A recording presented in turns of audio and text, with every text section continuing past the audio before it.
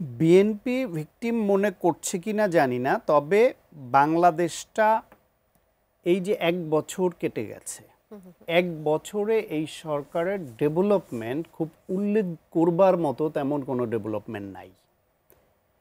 কিছু কিছু চেষ্টা তাদের আছে, এই যে ট্রাইব্যুনাল গঠন হয়েছে, শেখ হাসিনার বিচার, আওয়ামী লীগের বিচার, এই দিকে একটা অগ্রগতি আছে।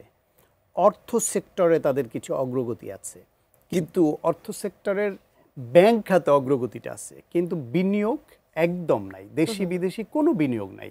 বিনিয়োগ না থাকার ফলে কর্মসংস্থান নাই, দারিদ্র্যের হার বাড়ছে। এইখানে অর্থনীতির ব্যাংকগুলো ঠিক করলেও সামগ্রিকভাবে অর্থ খাতে অর্জন নাই। আইন শৃঙ্খলা পরিস্থিতির উন্নতি করবার জন্য একদম শুরু থেকে আমরা পরামর্শ দিয়ে আসছিলাম যে গণ অভ্যুত্থানের পক্ষের শক্তির মধ্য থেকে অ্যাটলিস্ট কনস্টেবল, এএসআই এবং এসআই নিয়োগ দেওয়া হোক, যাদের 3 মাস বা 6 মাসের ট্রেনিং দিয়ে চাকরিতে জয়েন করানো হোক, এবং এই চাকরির বাকি 6 মাস ট্রেনিং হিসেবে কাউন্ট হবে, অবজারভেশনে রেখে তারপর চাকরি স্থায়ী হবে। তাহলে আজকে পুলিশের মধ্যে এই যে মনোবল ভাঙা, ট্রমাটাইজড ফ্যাসিবাদের গোষ্ঠী যারা চাকরি বাঁচানোর জন্য চুপ করে চাকরি করছে কিন্তু মন থেকে করছে না এই পরিবর্তনকে, এই গোষ্ঠীটা তারা এই এই আইন শৃঙ্খলার পরিস্থিতির যে অবনতি হচ্ছে, এখানে বিশাল একটা রোল আছে এই বাহিনীর, এটা করতে পারতো না। সেইখানেও সরকারের কোনো মনোযোগ নাই। 1 বছর চলে গেল, তারা কিছুই এক্ষেত্রে করলো না। রাজনৈতিক দলগুলো গণ অভ্যুত্থানের পরে দেখেন চিটাগাঙে যখন একটা সাম্প্রদায়িক পরিস্থিতি তৈরি হলো, তারপরে প্রধান উপদেষ্টা সবাইরে ডাকলেন এবং সবাই সাড়া দিল। সুতরাং তিনি ডাকলে সবাই সাড়া দিতেন এক সময়, এখনও ডাকলে সাড়া দেন। কিন্তু এই যে গণ অভ্যুত্থানের পক্ষের শক্তিগুলোর মধ্যে অনৈক্য তৈরি হচ্ছে, দূরত্ব তৈরি হচ্ছে, শত্রুতায় পরিণত হচ্ছে, এবং এমন সব বিদ্বেষমূলক কথা ছড়ানো হচ্ছে যেটা ভয়ঙ্কর ভবিষ্যৎ দেখি আমি এদের মধ্যে। সেইখানে অভিভাবক সুলভ যে একটা দায়িত্ব এই সরকার নিবে, যে এদের মধ্যে দূরত্ব কমাবে, একসঙ্গে ডায়ালগ করবে, বসাবে, সেটাও দেখছি না। কোন পর্যায়ে গেছে দেখেন, যে এনসিপির নেতা হাসনাত শুরুতে এক সময় চিটাগাং গিয়ে তারেক রহমানকে নিয়ে একটা অভদ্র উচ্চারণ করেছিল, তারপর সে আবার নিজেকে সংশোধন করেছিল ছাত্রদল প্রতিবাদ করবার পরে। নাসির পাটোয়ারি জিয়াউর রহমানকে নিয়ে বাজে মন্তব্য, অসভ্য মন্তব্য করেছিল, প্রতিবাদের মুখে সেটা ফেসবুক থেকে ডিলিট করেছে, কিছুদিন চুপ ছিল। হাসনাত আবার বলে যে যদি বাংলাদেশের জনসমর্থন থাকে তাহলে দিল্লিতে পালিয়ে থাকতে হয় না, লন্ডনে বসে থাকতে হয় না।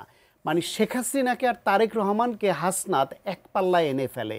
বিদ্বেষটা কোন পর্যায়ে গেছে একবার ভাবেন। নাহিদের মতো তাকে সবাই খুব ভদ্র, গ্রহণযোগ্য বক্তব্য দেয়, এরকম নেতা হিসেবে সবাই মনে করে এখনো।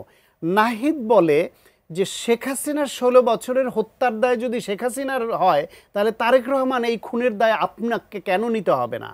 শেখ হাসিনা 16 বছর এই দেশে হুকুম দিয়ে, নির্দেশ দিয়ে আয়নাঘরে মানুষকে বন্দি করে রেখেছে, গুম খুন করেছে, গণহত্যা চালিয়েছে, প্রকাশ্য লেথাল উইপন ব্যবহার করতে দিয়ে। সেই শেখ হাসিনার সেই দায় তার উপর বর্তায়, আর একজন এই সন্ত্রাসী যে একটা সন্ত্রাসী কার্যক্রম ঘটানোর সঙ্গে সঙ্গে দল তাকে বহিষ্কার করে এবং তাকে সর্বোচ্চ শাস্তির আওতায় আনবার জন্য দল থেকে সিদ্ধান্ত দেওয়া হয়, আইন শৃঙ্খলা রক্ষাকারী বাহিনীকে নির্দেশ দেওয়া হয়, অনুরোধ করা হয়। সেই খুনের সঙ্গে দায় দিয়ে শেখ হাসিনার সঙ্গে তারেক রহমানকে আপনি এক পাল্লায় নিয়ে আসবেন, এই রাজনীতি শুরু করেছে এনসিপি। ফলে দূরত্ব বাড়ছে। আর ও যেটা বলল যে বিএনপি এতে তরুণদের থেকে দূরে সরে যাচ্ছে, তরুণরা মুখ ফিরিয়ে নিচ্ছে। হ্যাঁ, তারুণ্য ধরে রাখা খুব জরুরি রাজনীতির জন্য, কারণ এইবার নির্বাচনে তরুণরা অনেক বড় ফ্যাক্টর হবে। সাম্প্রতিককালে আপনার যে জরিপটা হলো, অ্যাকশন 8 আর সানেম যে জরিপটা করলো, তাই জরিপের বয়স কত ছিল? 15 বছর থেকে 35 বছর। 15 বছরকে জরিপের মধ্যে আনার দরকার কি? 15 বছর কি ভোটারই না, তারপরও এনেছে, কারণ এদের মধ্যে একটা হাইপ আছে এই এনসিপির পক্ষে। তারা যেহেতু গণ অভ্যুত্থানে ছাত্রদের পক্ষে নেতৃত্ব দিয়েছিল, সেই হাইপ তোলা গ্রুপের পক্ষেও 15 বছরের বালককে আনবার পরেও সেখানে জামায়াত ইসলামের থেকেও এনসিপির সমর্থন কম।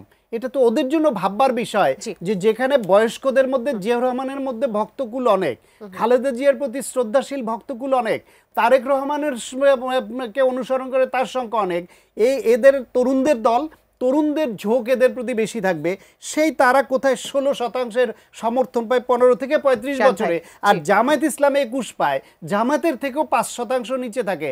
সুতরাং তরুণদের সমর্থন নিয়ে বিএনপি তো অবশ্যই ভাবতে হবে।